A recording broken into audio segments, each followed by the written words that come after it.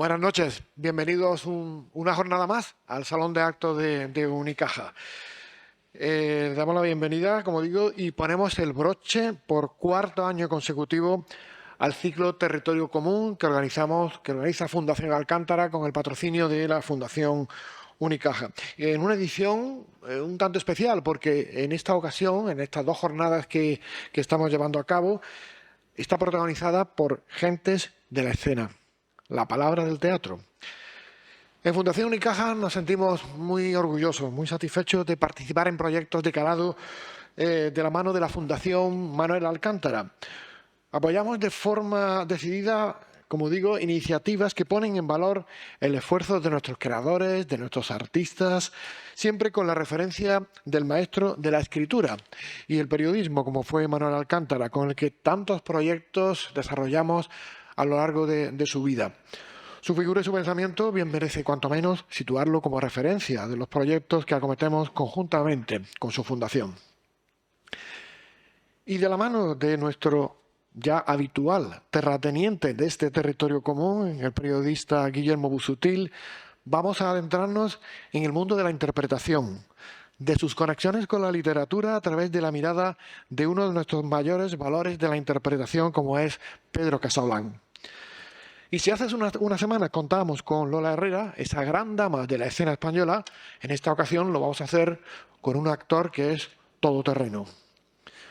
Un todoterreno, como él muchas veces dice, con cara de malote. De hecho, Pedro suele decirlo.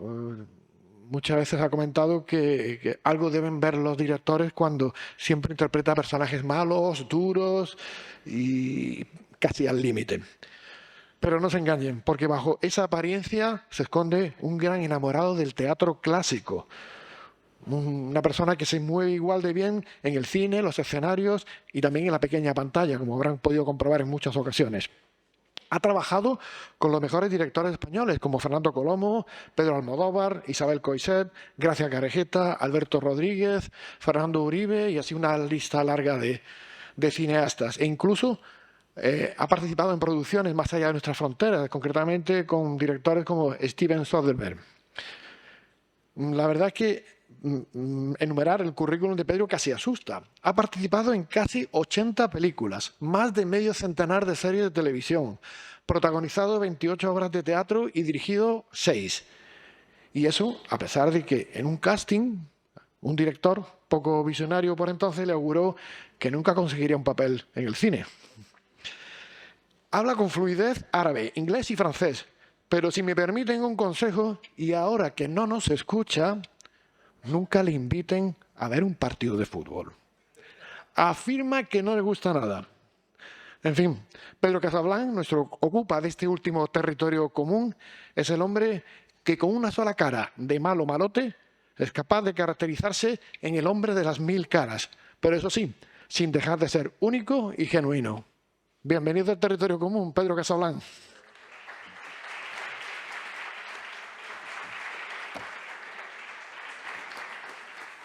Bueno, muchas gracias, querido Paco. Muchas gracias, público, por acompañarnos en este broche del ciclo. Muchas gracias, Pedro, por acompañarnos. Un ciclo que yo no sé si empieza a traerle suerte a la gente del teatro, porque te tengo que comentar que hace poco estuvo aquí en el ciclo Lola Herrera y hoy le han dado el premio Biznaga de Honor del Festival de Cine 2024. O sea que a ver si te cae un premio después de pasar por aquí, Pedro. Estaría bien, ¿no? Enhorabuena para Lola, pero ¿esto hay que darle algo? Sí, aquí. Estoy como Bárcenas en el juicio. ¿Esto sirve para algo? Mi enhorabuena a Lola, y mi premio sería representar lo que voy a representar mañana aquí en el Soho, tantos años como ella llevó. Que yo lleve tantos años con Valle Inclán como ella lleva con Delibes. Bien, Eso sería el mayor premio. Es un buen premio. Bueno, hay gente que nace pronto para un oficio, como le sucedió al niño que jugaba en la sastrería de su padre, donde observaba a la gente probarse la chaqueta ideal, que lo vistiese de personaje. Y quién sabe si en su juego de disfrazarse también él, Pedro, buscaba la que hiciese juego con la nariz colorada del circo que le abrió los ojos a la emoción de ser otro. Pero no le esperaba el humor al soñador de infancia, sin una trayectoria trabajando con la palabra de Shakespeare, de Chekhov, de los grandes del texto, con mucho cuerpo de palabra tallada, precisa, con su silencio, sus gestos y la verdad en la mano, a solas casi siempre con el drama o la dureza en los escenarios de los que Pedro Casablanc conoce todas sus sombras. Y en la televisión, que lo convirtió en un policía ruso en el corazón de la calle, en el cacique de un mar de plástico, en un prelado de Castilla jugando al poder del ajedrez entre dos reinas, y a cuyas actuaciones la profesión, sus compañeros, lo proponen siempre feroz para los premios. Vuelve hoy a Málaga con mucho teatro a cuestas a estrenarse como espía, comunista y seductor en el Caleta Palace de José Antonio Hergueta, que inaugurará mañana su historia en la pantalla del Albéniz, mientras él, nuestro invitado, interpreta a Ramón Gómez de la Serna en pie, sobre un piano, funambulista del humor, la fabulación y la inteligencia rebelde, contándonos sobre Valle Inclán en el Soho de Banderas. Todavía entradas, están a tiempo para ir mañana, en lugar de ir a las luces.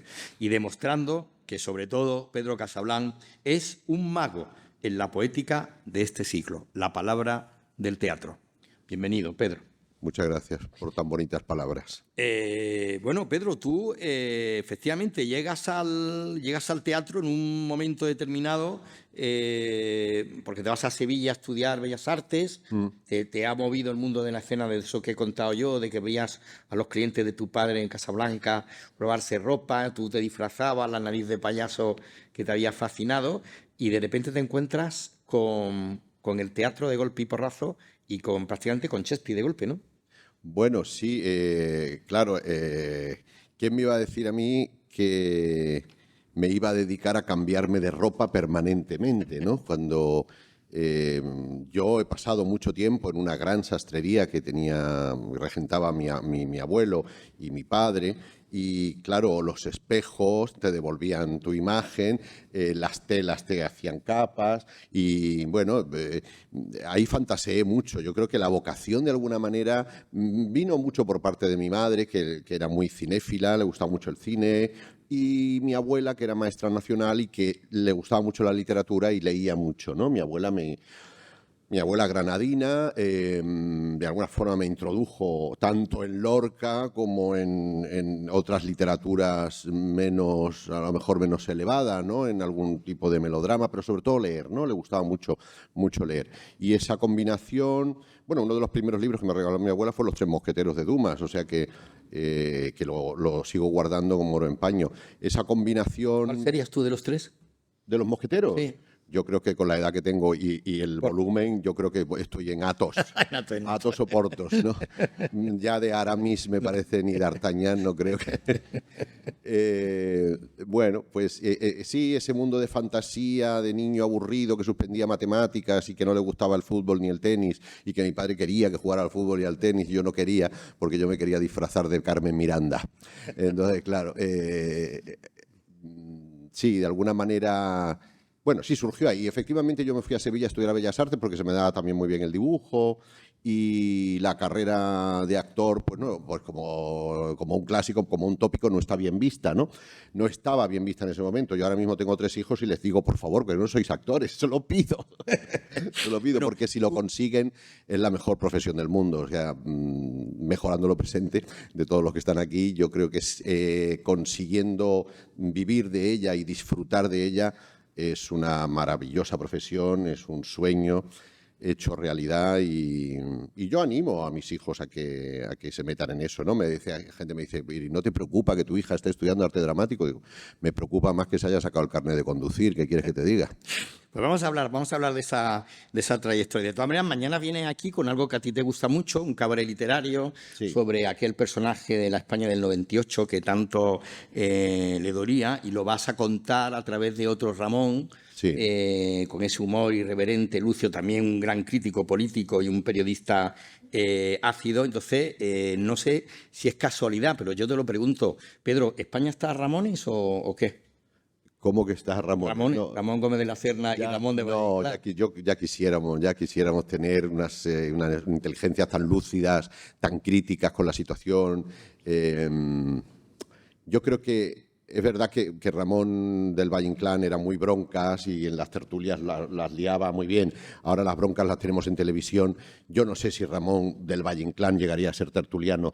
Gómez de la Serna me pega más Sí. que ahora mismo estuviera en algún programa basura de televisión, porque le gustaba mucho exhibirse. Valle Inclán también, pero tenía una dignidad diferente. Valle Inclán no se prestaba a todo, ni jugaba a todo lo que se le proponía. Sí, era más juguetón y provocador. Era más provocador en sus tertulias. Bueno, sí, Gómez de la Serna sería un gran humorista en estos momentos y Valle Inclán era un gran polemista. Además de ser un adelantado a su época, un tipo al que le preguntan en un momento dado que cómo sería la literatura del año 2000 y él dice, si yo supiera cómo es, la estaría escribiendo ahora mismo, ¿no?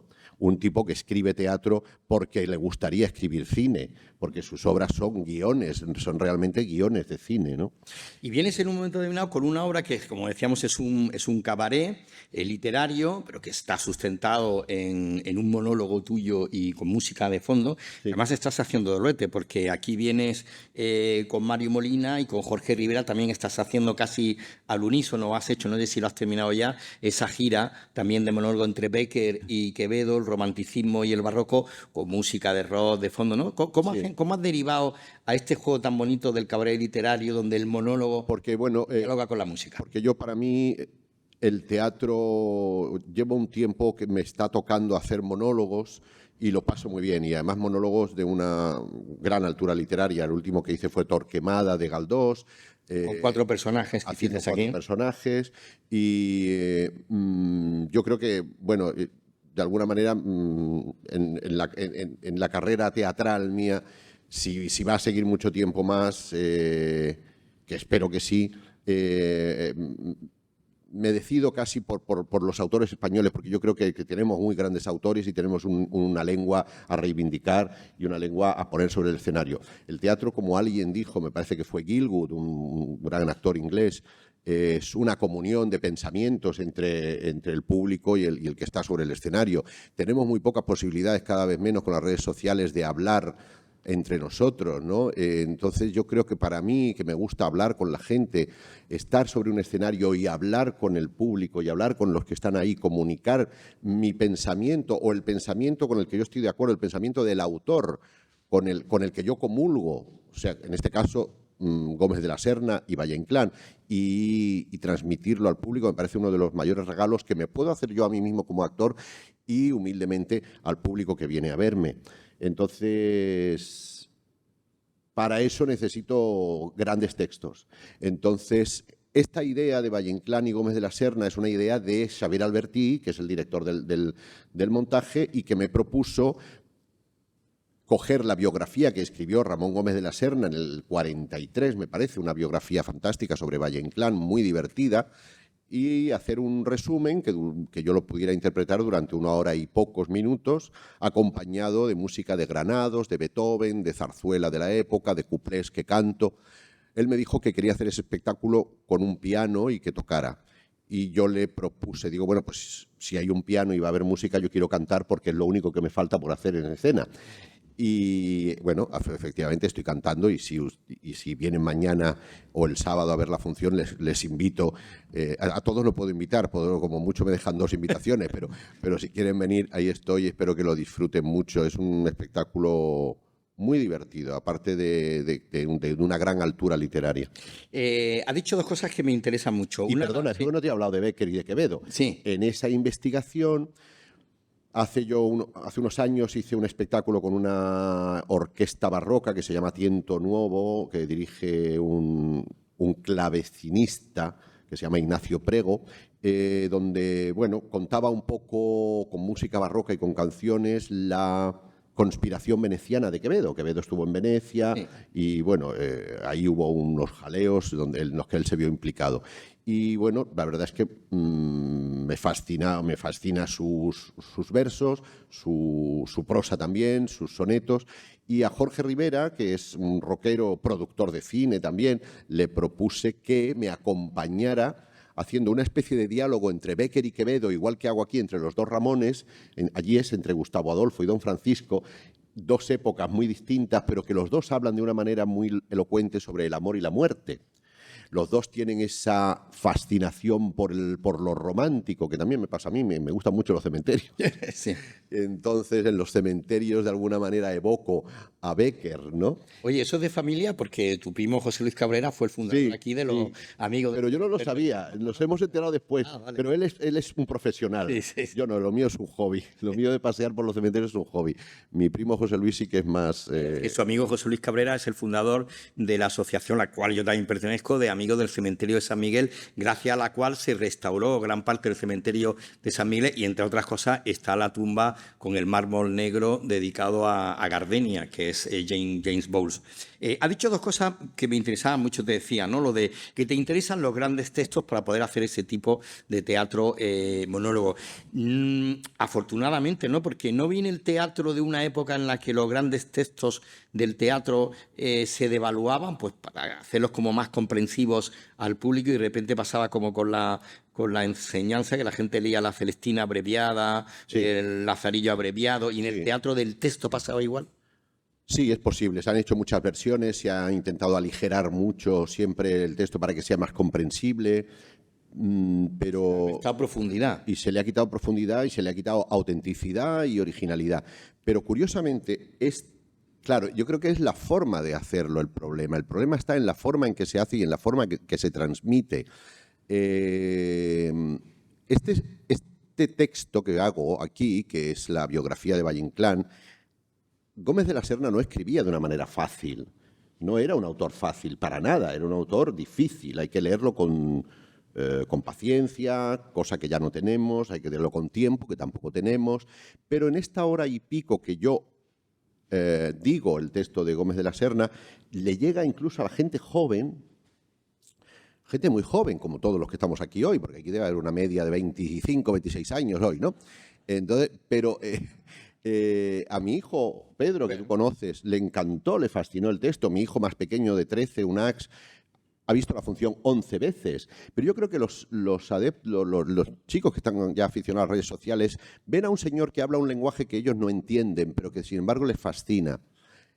Y yo creo que hay que seguir luchando porque ese lenguaje correcto, ese lenguaje rico, ese lenguaje creativo que nos hace soñar de alguna forma, se lleve a los escenarios, pero bien hecho. Claro, ¿cómo se hacen las cosas bien? Trabajando. No lo sé. Trabajando bien. Yo la verdad es que no lo sé. Pedro, ¿y cuáles serían las claves de un buen monólogo? Además de la veracidad y la verosimilitud, o simplemente esas dos? Elevadas ya. Hombre, primero que el monólogo tenga una cierta calidad literaria, porque para mí el teatro es literatura, pero literatura y pensamiento puesto en pie. El teatro, Sí. si no es literatura, a mí desde luego no me interesa. Que lo hay, ¿eh? Hay otro teatro que no es literatura y que a la gente lo ve y le gusta mucho y tal, y probablemente tenga más éxito. Pero el teatro literario es el teatro que a mí me interesa, porque es pensamiento, emoción y pasiones que previamente están escritas, puestas en pie. Pero claro, primero está el guión, primero está el texto, primero está la obra. Primero está, por ejemplo, Delibes, lo que hablábamos de Lola Herrera, o en mi caso, Ramón Gómez de la Serna o Torquemada. Yo creo que lo importante es que el texto sea bueno y luego que haya una buena dirección y una buena propuesta de dirección de cómo transmitir o de cómo ofrecer ese texto al público, ¿no? En este caso yo creo que Albertí, el director, ha hecho una gran apuesta con la música porque ha sido capaz de congeniar música y palabra y canciones de una manera muy inteligente, que es muy difícil de explicar si no lo ven ustedes. Bueno, aquí te puedes apoyar, digamos, entre comillas, como estás explicando, con la música, ¿no? Pero, por ejemplo, en Torquemada, donde hacías 4 papeles de hombre, de mujer, de viejo, ibas cambiándote incluso de personaje en el propio perchero que tenías en el teatro, y fue prácticamente una lección de lo que es la palabra en el teatro. La palabra, no solamente el texto, como tú dices, sino la palabra del actor, que tiene que ocupar el espacio escénico, el vacío de la escena y las sombras de la escena. Sobre todo, en esa obra era muy evidente. Pues en esta yo creo que va a ser todavía más evidente porque aquí es un escenario absolutamente vacío. Es un escenario negro con una muy buena iluminación de Juan Gómez Cornejo, con una bonita alfombra, un piano de cola y solamente la palabra y la música. La palabra a veces es música. Sí. si está bien dicha o si está bien escrita y bien interpretada luego, es música y la palabra puede ser hasta cantable, ¿no? En el espectáculo sobre Torquemada de Galdós se contaban las 4 novelas de la tetralogía del usurero madrileño y yo representaba todos los papeles. Era un espectáculo más barroco, había una escenografía, había música también, no era música en directo, y yo me cambiaba de ropa permanentemente, hacía efectivamente viejo, vieja, señora, señor, usurero, hacía muchos papeles, y era un espectáculo más al uso de estos espectáculos donde, bueno, el actor pues hace una especie como de festival de sus posibilidades actorales. Pero yo creo que es mucho más puro y mucho más directo y mucho más palabra y música el espectáculo sobre Valle Inclán. Bien, estás enamorado ahora mismo de esta obra de Valle Inclán. Sí. Y, por cierto, el año que viene, 2024, 100 años de Luces de Bohemia. ¿Un Max Estrella o un Don Latino? Bueno, yo creo que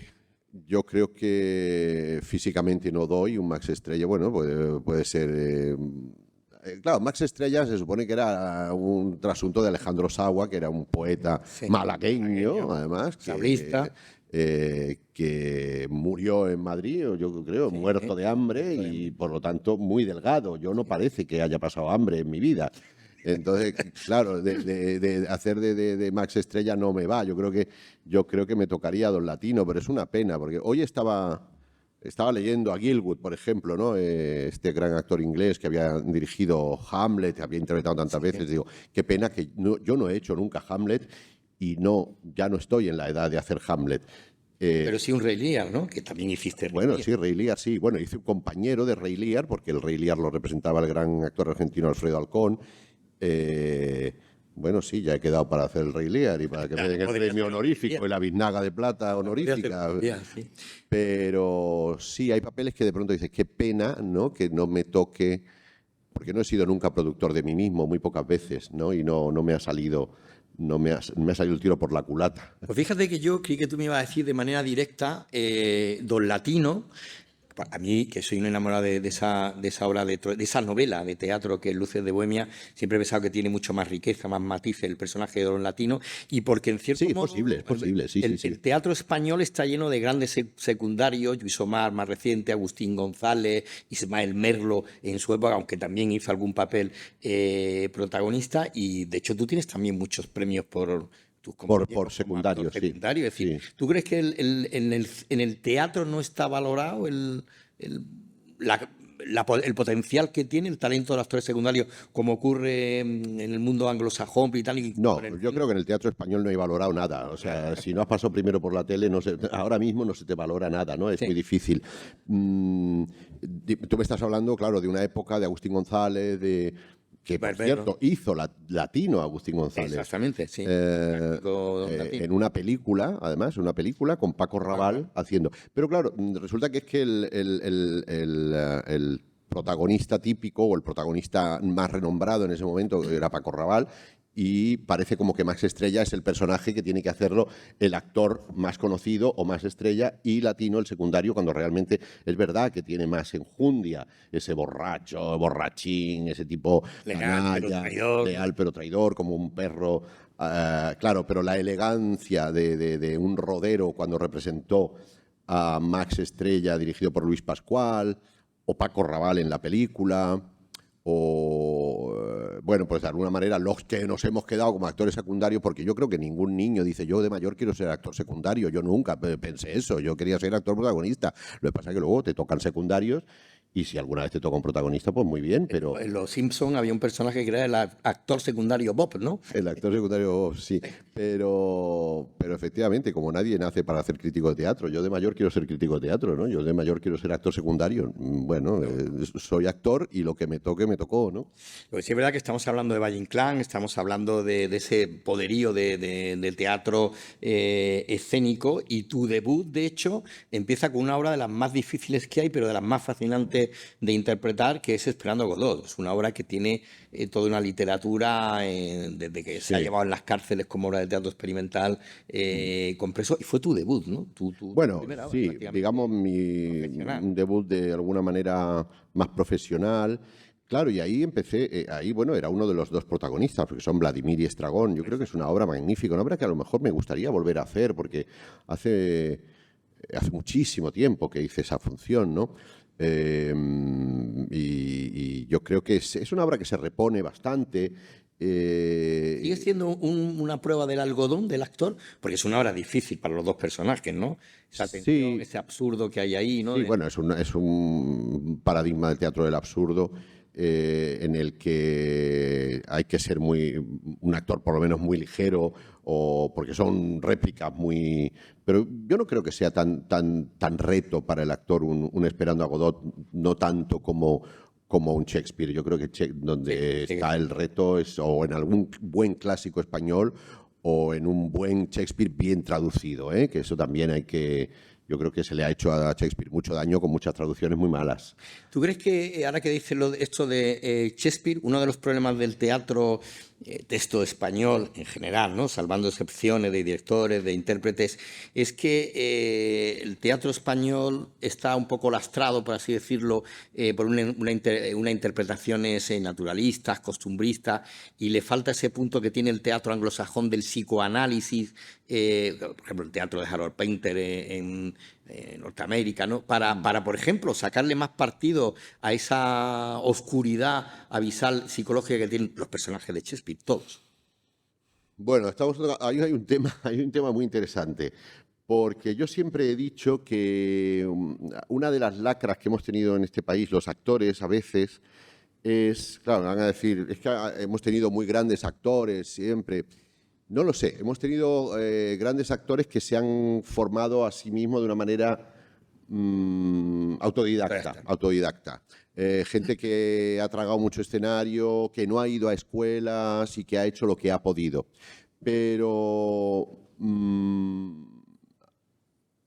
de alguna forma siempre tenemos como referente los actores ingleses, los actores americanos, los grandes actores ingleses. Y a veces, y últimamente, estamos conociendo mucho a los actores argentinos y los estamos como admirando mucho, qué grandes actores argentinos tal. Aquí tenemos una lacra, sobre todo los actores, que es la falta de autoanálisis. Claro, yo empezaba a pensar en eso, digo, ¿por qué los argentinos se conocen bien? Los argentinos han tenido psicoanalistas siempre.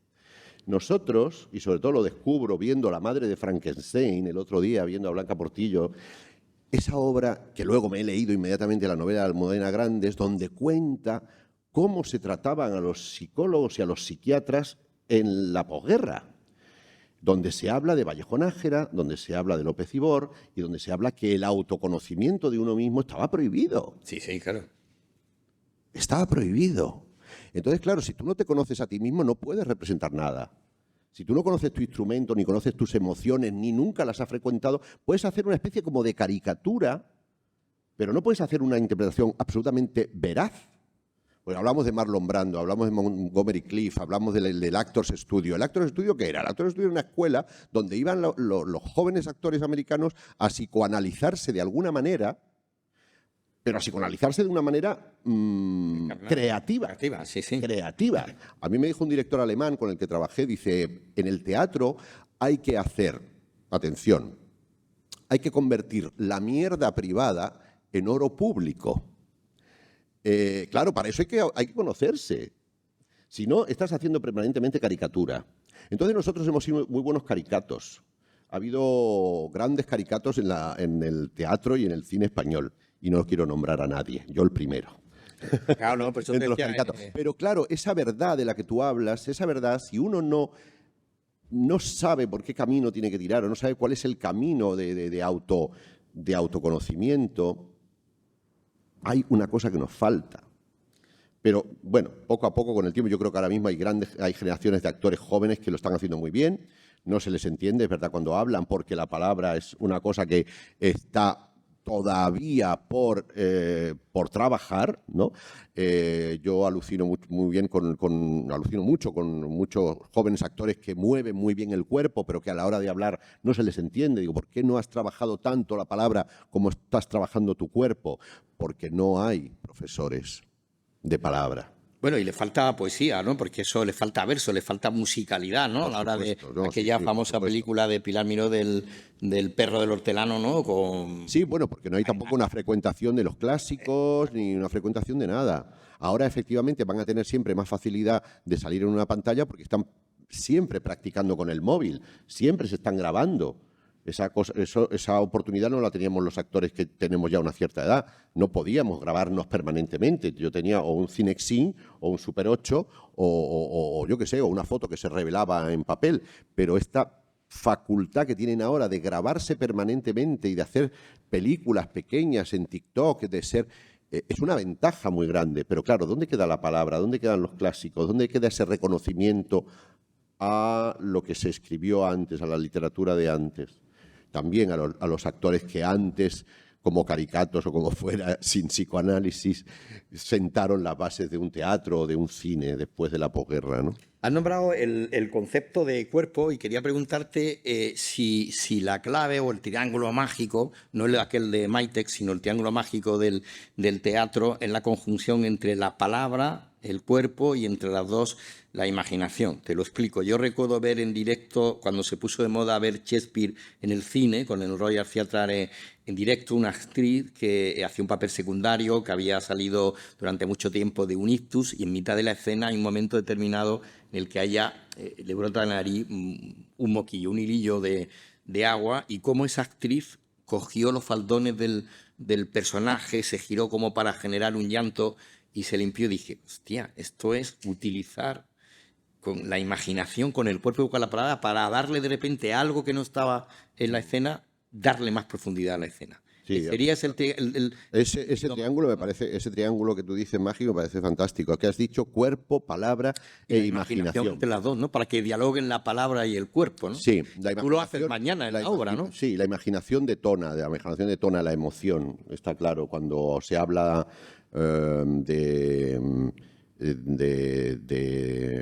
vuelvo al Actors Studio, a los actores de método, el método, ¿qué es el método? Que la imaginación detone tu emoción. O sea, si yo imagino potentemente una tragedia o una tragedia familiar o algo que me haya ocurrido, probablemente me desborde en lágrimas, ¿no?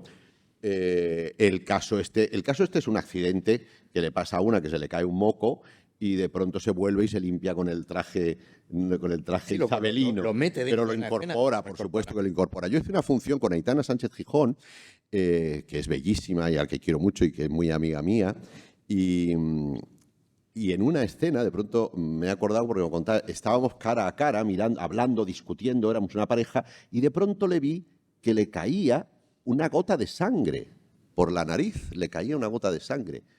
Y entonces, bueno, simplemente se la limpié y seguimos hablando.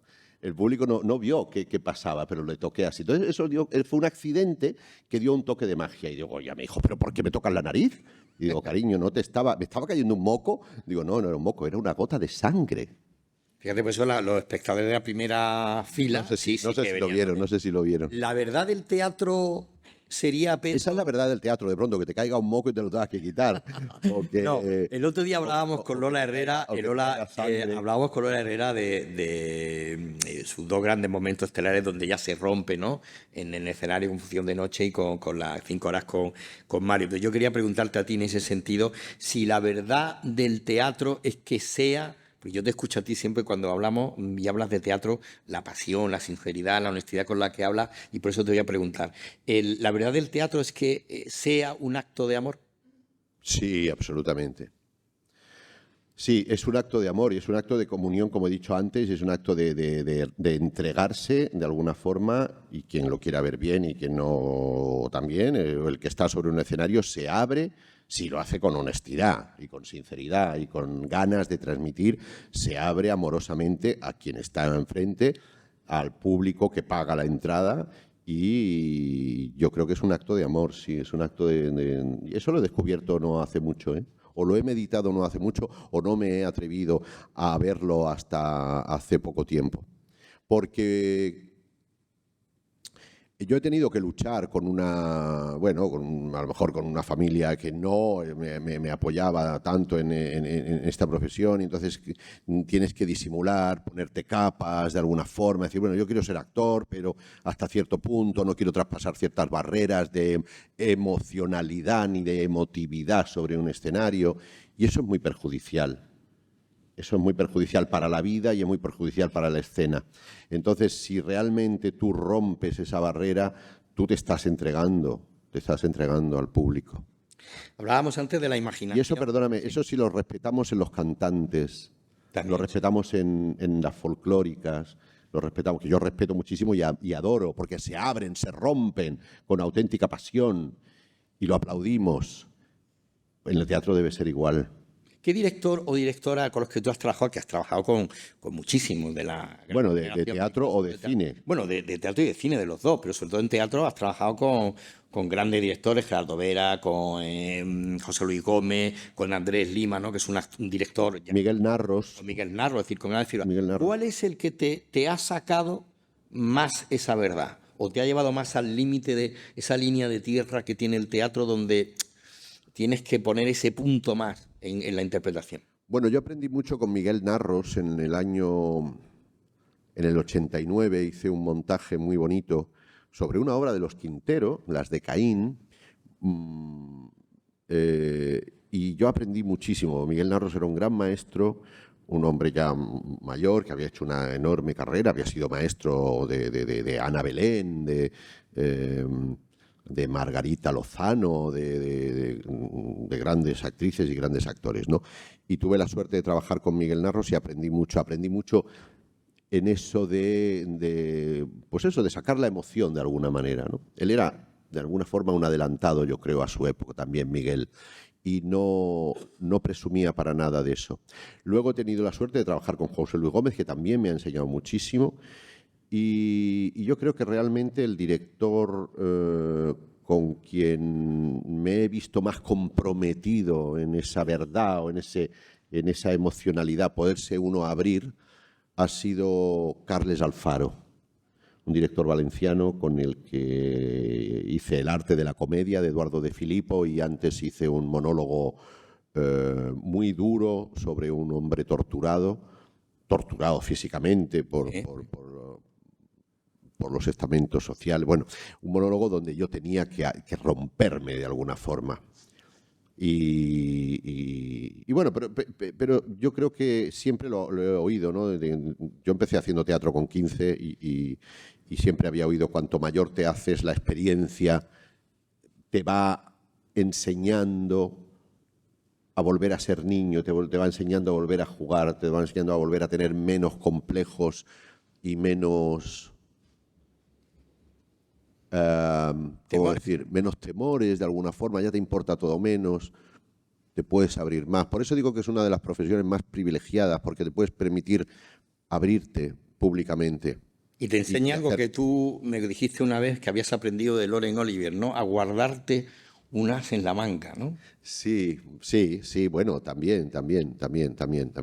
Aunque te abras del todo, siempre hay que dejarse detrás algo más. Hay que dejar, tanto para el público como para ti mismo, decir, bueno, todavía podría más, pero vamos a parar aquí, ¿no? Ese es el as en la manga que decía Laurence Olivier.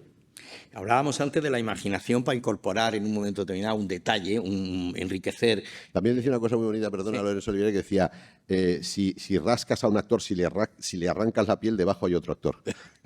Es muy bonito. Debajo hay otro. Sí. Tú eres un actor que te cuesta memorizar. Casi todos los actores dicen. Sí, es lo peor. Que es un trabajo. Lola también lo ha dicho.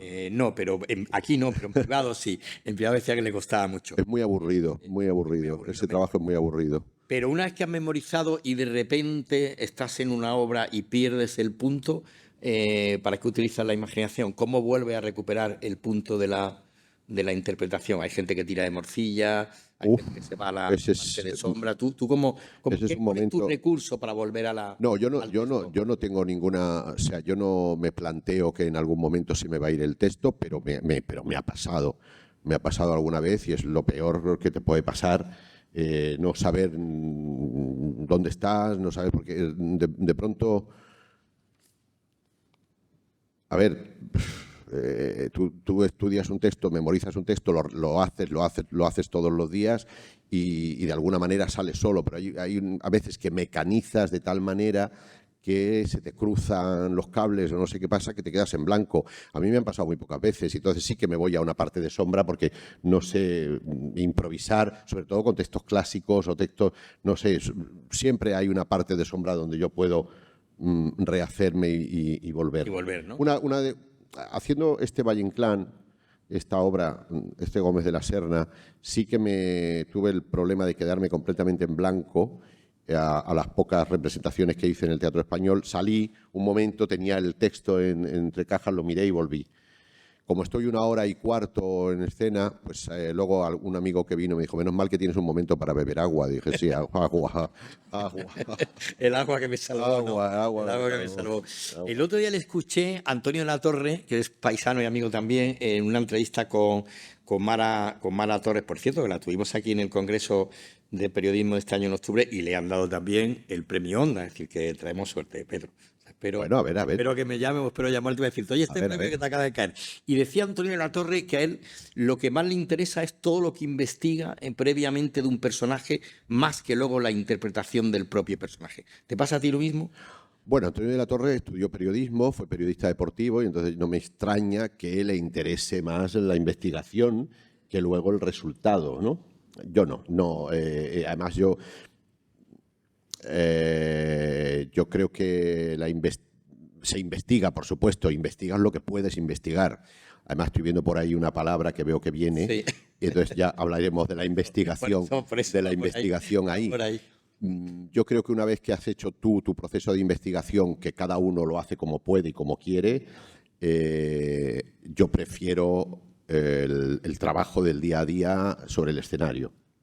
Yo puedo investigar sobre... Es más, te digo una cosa, yo estoy haciendo Gómez de la Serna y Valle Inclán. Mientras voy haciendo la función, voy permanentemente empapándome de Valle Inclán y Gómez de la Serna, en mi día a día. Yo leo prácticamente Valle Inclán y Gómez de la Serna, no leo otra cosa. Claro, pues eso. Pero eso no es investigación, es estar de alguna manera cargado de... Estar dialogando con los personajes. Dialogando con los personajes permanentemente y sobre todo a la hora de hablar de ellos, tengo mucho conocimiento porque estoy durante el proceso empapándome de cómo fueron sus vidas, de cómo... Y entonces, es una manera... Yo no creo que haya una investigación previa, hay una investigación permanente en teatro. En cine es diferente, porque en cine una vez que has hecho la película, ya la película no tiene nada que ver contigo, la película es de un productor, la película se pone en los cines y ya está. Tú a lo mejor haces una investigación previa, que probablemente sea lo que le pase a Antonio, que hace mucho más cine que yo hago más teatro que él. Y entonces, para mí, la investigación o la formación sobre el personaje, igual que cuando estaba haciendo Galdós, yo me tiré 1 año entero haciendo Galdós y yo ese año prácticamente leía siempre a Galdós. Ahora estoy haciendo Valle Inclán y leo a Gómez de la Serna y leo a Valle Inclán. Claro, yo te preguntaba eso por el nombre que has visto aquí apuntado, que es una obra de teatro, un papel que lo rompió el papel. Yo creo que ha sido uno de los mejores papeles que tú has interpretado, que fue de Bárcenas. Yo no sé si con lo que estabas contando llevaba una contabilidad B también mientras representaba a Bárcenas, pero sí que te obligó casi a ir al día a día, ¿no?, de la información periodística, ¿no? ¿Cómo trabajaste ese personaje tan aristado en un momento determinado, que era un personaje público muy, muy potente?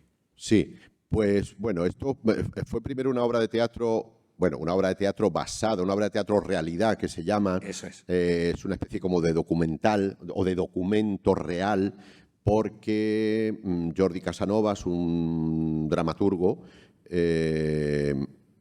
había encontrado en Internet la declaración de Bárcenas en el momento en que fue a hablar con el juez Ruz, a decir, yo voy a contar todo lo que pasa en el PP, voy a contar cómo funciona toda la contabilidad B de mi partido, voy a contar con quién me he repartido el dinero de la caja B para ver si me sacan de la cárcel. No le sacaron. De hecho, sigue en la cárcel. No pasó nada. Entonces, esas declaraciones estaban en Internet. Este autor las cogió, hizo un cortapega, cortó lo más, porque fueron 6 horas que las que estuvo dialogando, hizo una obra de teatro que duraba 1 hora y media, que estuvimos haciéndola durante 2 años en el Teatro del Barrio de Madrid, Manolo Solo y yo. Él hacía el juez y yo hacía Bárcenas. Y luego eso se convirtió en una película. Hicimos una película sobre ello que tuve la suerte de estar nominado, de ser uno de mis primeros protagonistas y nominación al Goya. Yo en aquel momento, cuando Alberto me propuso hacer esto, estamos hablando del año 2015-16, yo no sabía muy poco del tema porque no sabía nada de los entresijos, sabía poquísimo.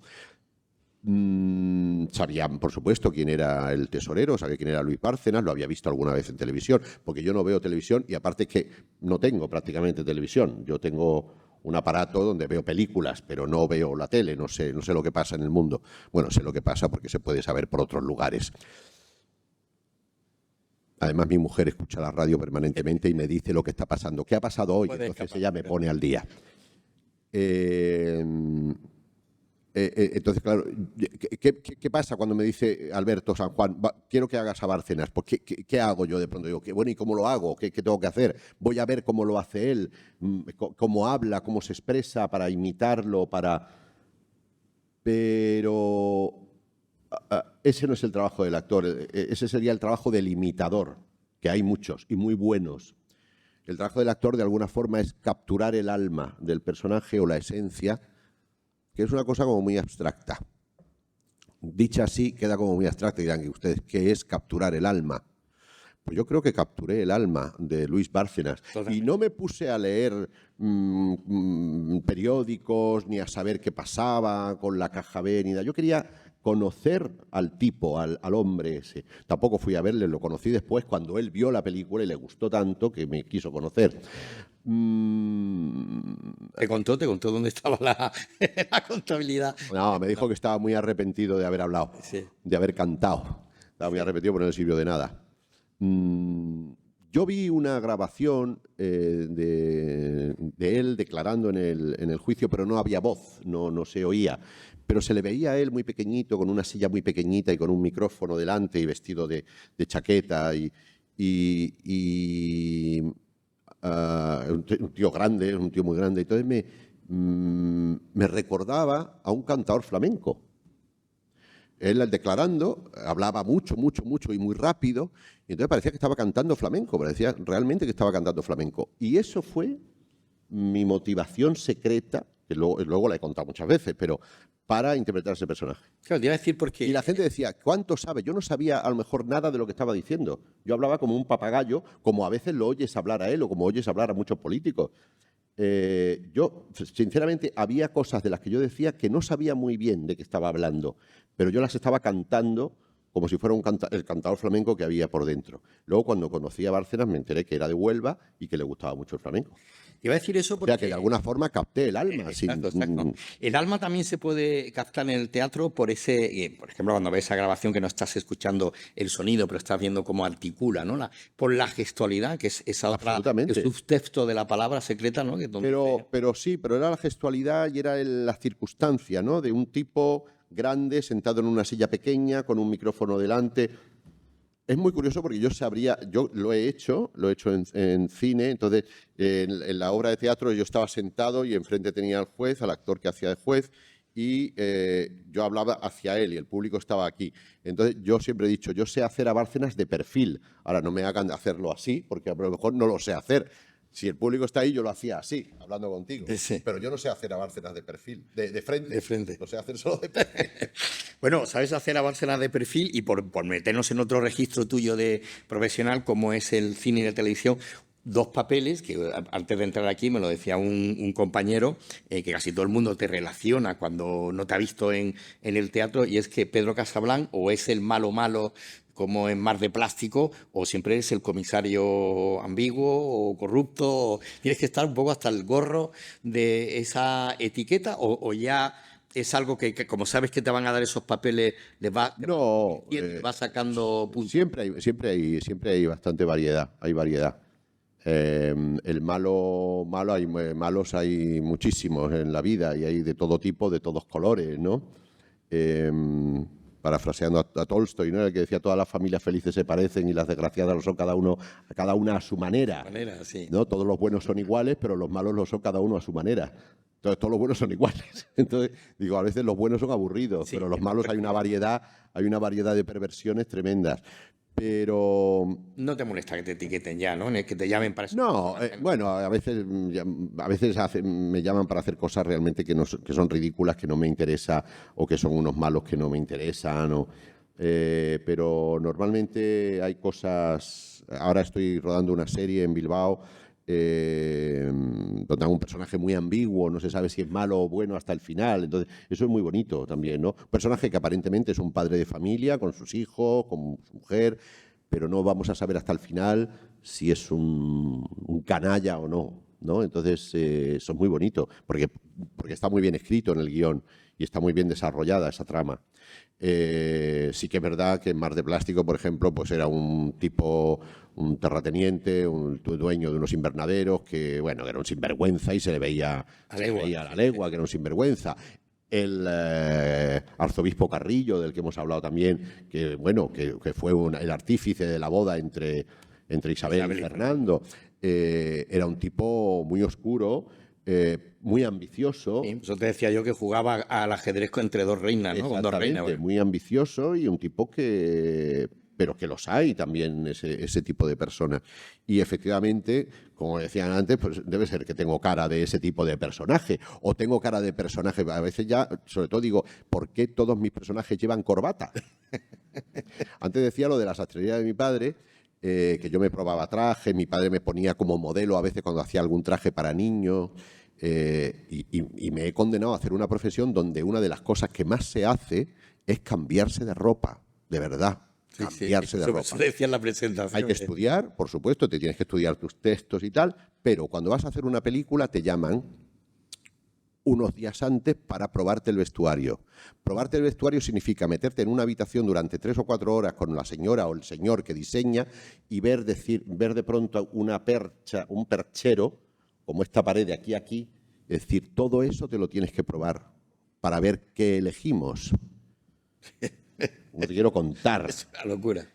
En esa primera prueba, luego viene la segunda. Hemos elegido ya 20 trajes. De esos puedes probarte 10, a ver cuáles son los mejores. Luego, cuando estás rodando, a lo mejor un día tienes que rodar 3 secuencias y en esas 3 secuencias tienes ropa diferente. Cortas la secuencia, hemos terminado esta secuencia, vamos a hacer otra, te tienes que cambiar de ropa. Y digo yo, ¿quién me iba a decir a mí que una profesión donde me tengo que estar permanentemente cambiando de ropa? La sastrería de tu padre, la sastrería de tu padre. Y esto lo decíamos, ¿por qué lo decíamos? ¿Por qué he dicho yo lo de la ropa de pronto? Porque sale siempre con corbata. Lo de la corbata, claro. Sí. Nosotros llevamos el cine, no tiene nada que ver con el teatro tenemos que tener una proyección, tal, pero el cine tenemos unos micrófonos escondidos aquí. No sé si lo saben ustedes, hay un micrófono siempre aquí escondido.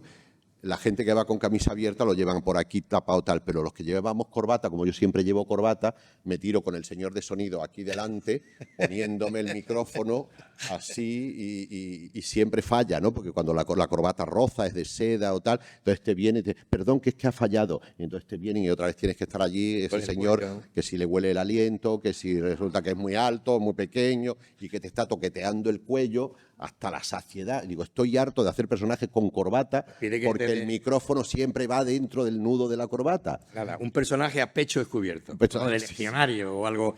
No me toca.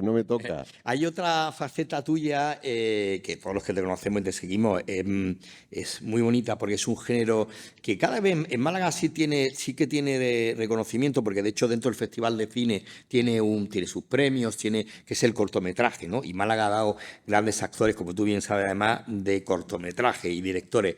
Tú has hecho más de 30 cortometrajes y acabas prácticamente de dirigir uno, Sacrilegio, con el que te dieron un premio en el Festival de Huelva, ¿no? En Islantilla, creo. Sí, efectivamente, un premio Canal Sur, un premio de Canal Sur en Islantilla, luego otro en el Festival de Western de Almería, porque es un western. Sacrilegio es un western, que yo digo un western andaluz de bandoleros en la Sierra de Ronda, ¿no? Sí.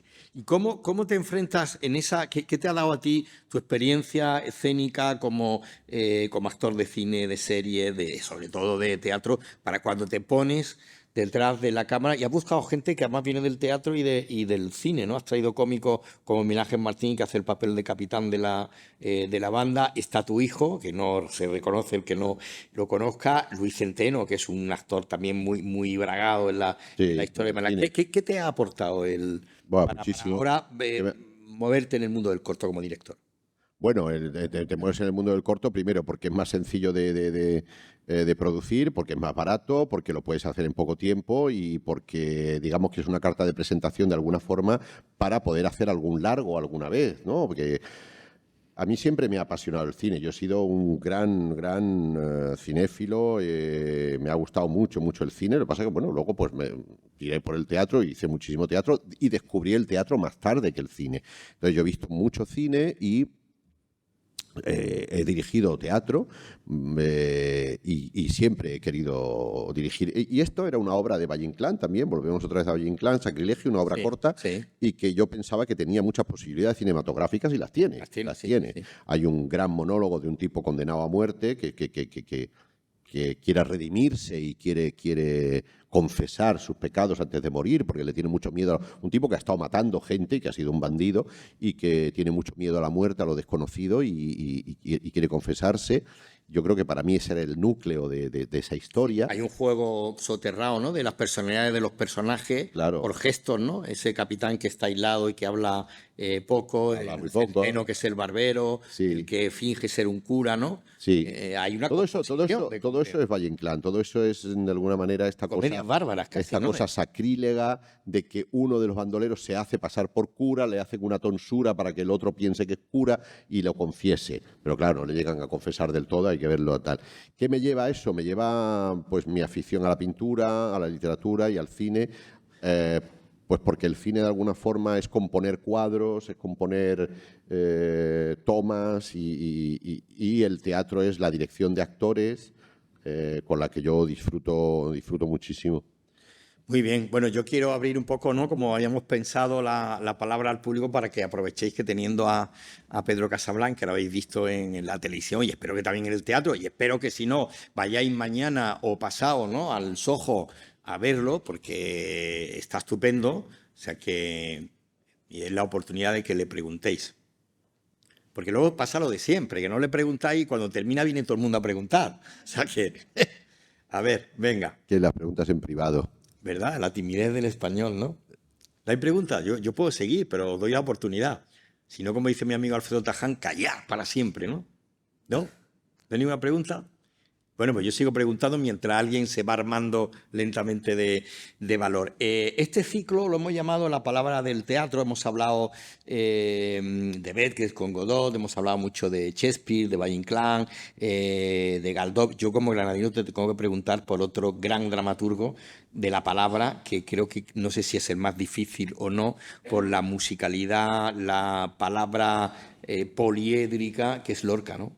Tú eres muy de Lorca en el teatro. No he hecho. Yo, ¿sabes que he hecho La casa de Bernarda Alba hace ya un montón de años y era un elenco de hombres. Es verdad, me acuerdo de eso, sí. Era un elenco de hombres. Pero he hecho poco a Lorca, muy poco. Aparte de aquella casa de Bernarda Alba hace ya muchísimos años, dirigida por Alfonso Zurro, un gran director afincado en Sevilla, aunque sea de Salamanca.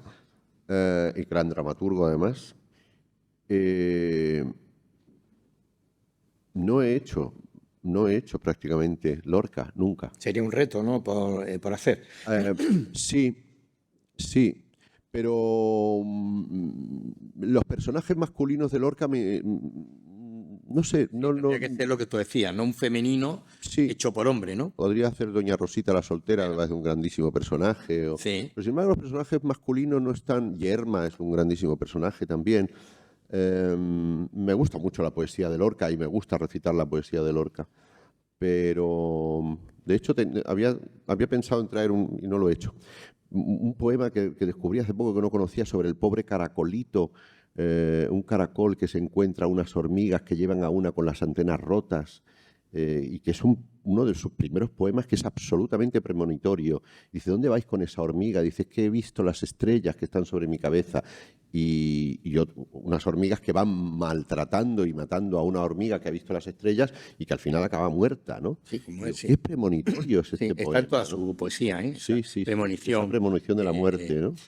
Una de las cosas afortunadas que habéis tenido, o que hemos tenido los amantes del teatro de palabra y los actores que trabajáis con la palabra del teatro, fue que le dieran el premio Princesa de Asturias a Juan Mayorga, A Juan que Mayorga. es un gran director y escritor de teatro de palabra, y que vino a decir en el discurso de recogida del premio que lo que echaba de menos es que al teatro español le faltaba un toque de filosofía y de ética, ¿no? Atreverse a recuperar ese tono social que ha tenido siempre el teatro en su historia y que parece ser que se ha perdido un poco, ¿no? Bueno, él sabrá de eso más que yo porque él es filósofo, matemático y de eso sabe mucho. Sí.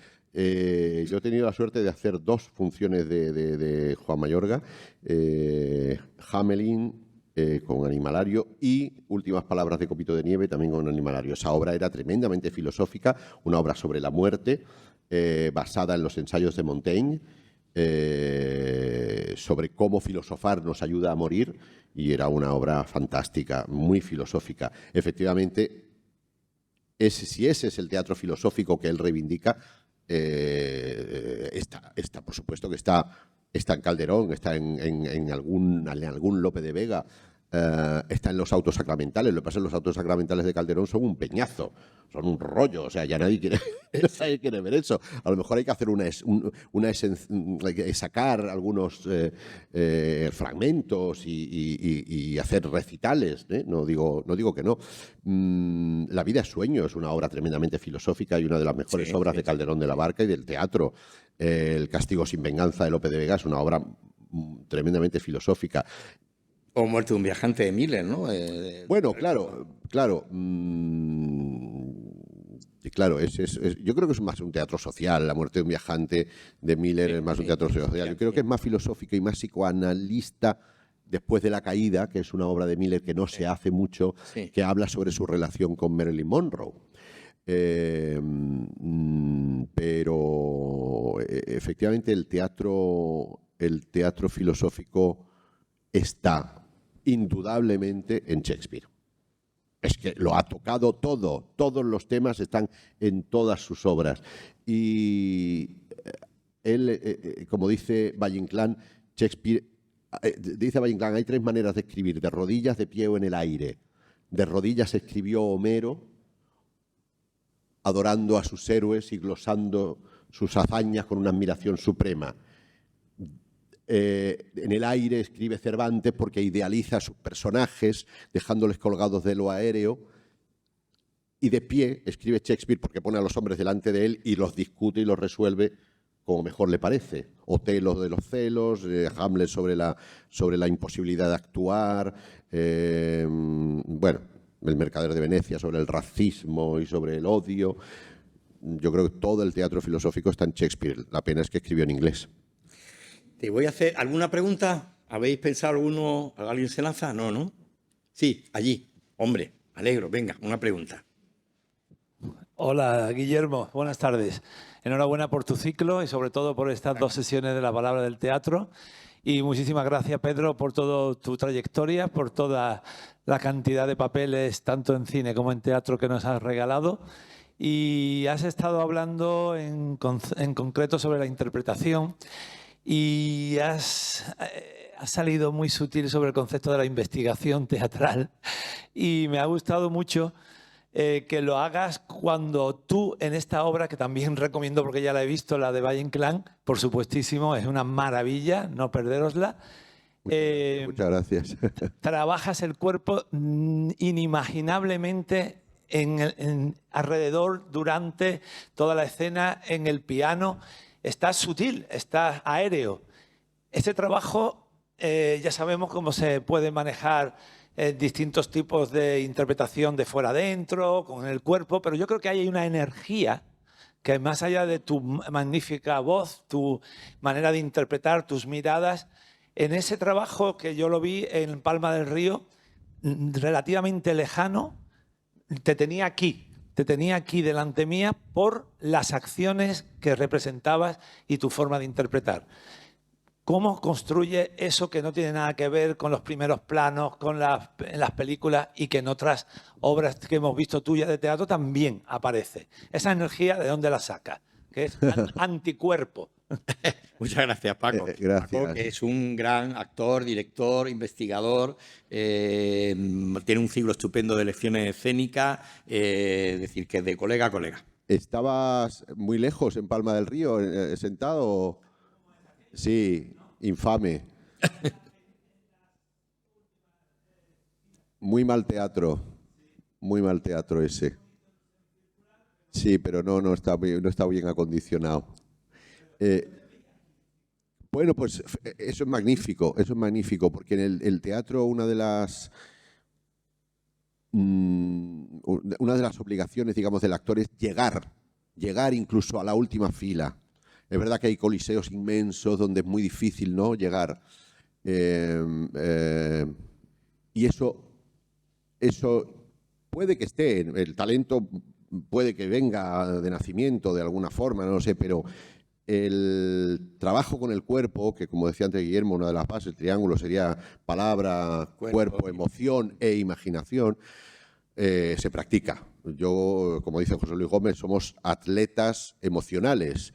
Entonces, la emoción te lleva a un movimiento que hay que practicar y que hay que trabajar y hay que echarle horas. Es verdad que yo he hecho mucho entrenamiento de cuerpo, entrenamiento físico, entrenamiento vocal, tanto en escuelas como con José Luis Gómez en la Abadía durante muchos años, durante 4 años de formación y al mismo tiempo que no es en absoluto baladí, ¿no?, que no es algo que no, o sea, no cualquiera, si no has pasado por ese entrenamiento,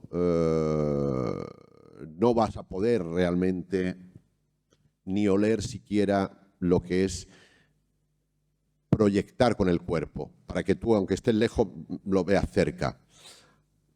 Realmente no sé cómo explicarlo, ¿no?, pero nos movemos muy poco en la vida normal, la gente no se mueve apenas, ¿no?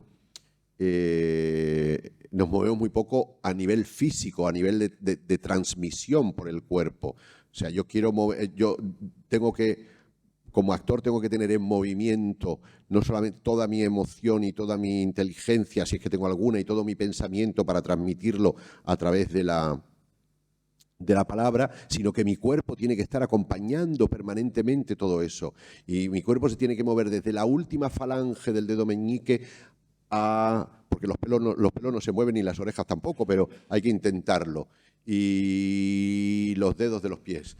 Y es una microdanza que te lo da la emoción y te la da el texto.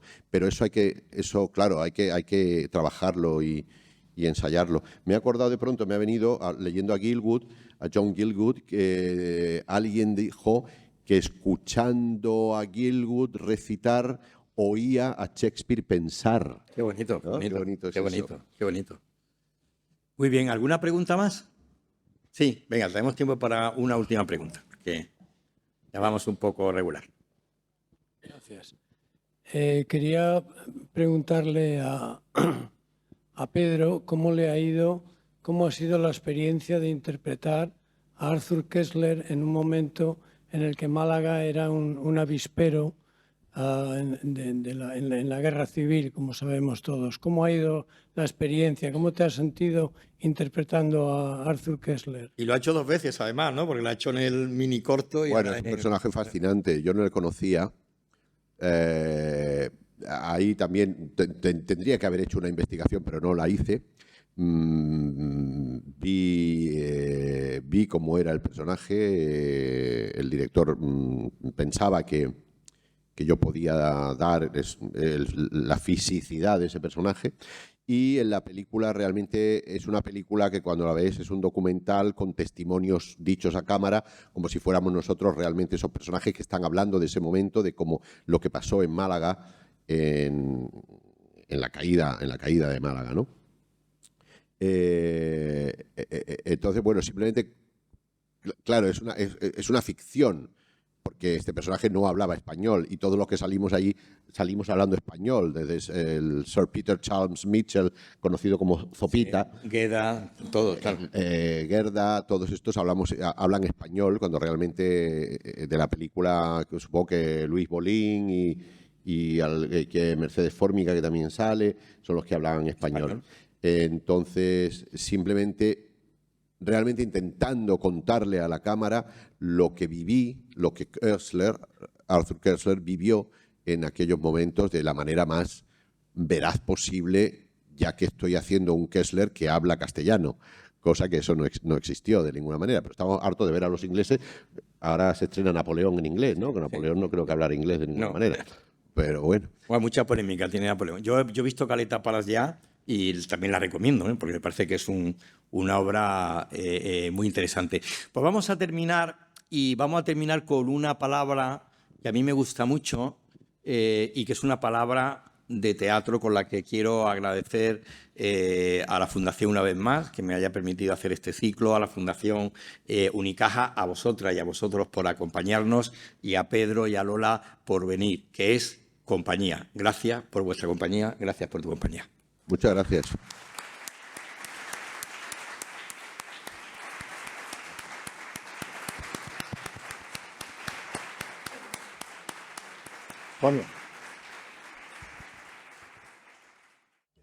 Gracias a todos por acompañarnos, porque habéis llenado este habitáculo de Unicaja tan entrañable.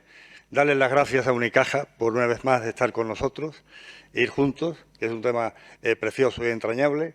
Gracias al ponente, que nos ha hecho una disertación fantástica de lo que es el teatro y de lo que es la vida en el teatro. Gracias a Guillermo Busutil por dirigir estas jornadas que hoy estamos finalizando. Y yo quiero decir que en esta mesa habéis transmitido mucha verdad del teatro, que habéis alargado la mesa y la habéis hecho muy grande y nos parecía, los que estábamos abajo, que estábamos participando con vosotros en la misma mesa del diálogo. Eso es una virtud muy importante. A ti, maestro, una cosa, después de haberte oído, de haberte escuchado, desprendes teatro, desprendes actitud para el teatro y sobre todo, y a mí me ha sorprendido porque no la había captado nunca, tiene una voz prodigiosa. Esa voz y ese acento se nace con él. No se puede crear aprendiendo. La has nacido con él y es una virtud increíble. Tienes una voz absolutamente impresionante, de esas que hacen vibrar las cuerdas del alma.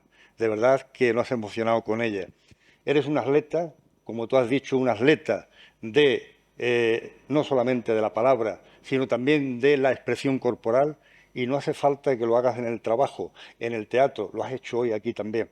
Te hemos visto de actuar en ambas facetas, en la expresión corporal y en la voz, en la actitud, en la forma de transmitir y de contagiarnos a todos. De verdad, gracias. Yo os invito, se ha dicho una vez más, a verlo en las tablas, en el Teatro del Soho. Seguramente ya está preparando su monóculo y los botines acharolados, y yo creo que es un privilegio no perderse estos 2 días la posibilidad de verlo actuar en las tablas. Un honor para nosotros. ¿Sabéis la preocupación que tenemos de lograr el año que viene superar este cartel tan fantástico que se ha completado este año? Guillermo, tienes mucha culpa de eso. Yo quiero dar las gracias también a Marina, que está siempre entre bastidores, es la nieta de Manuel Alcántara y es un sustento muy importante para la Fundación. No hemos hablado en ningún momento de José Luis Garci, con el que he hecho el Crack Cero, gran amigo de Manuel Alcántara, del que hablaba muchísimo y al que añora mucho, ¿no? Sí, señor. Muchas gracias de corazón. Tenerte a ti así... Ya sabéis, mañana, en lugar de luces de Navidad, las luces del teatro.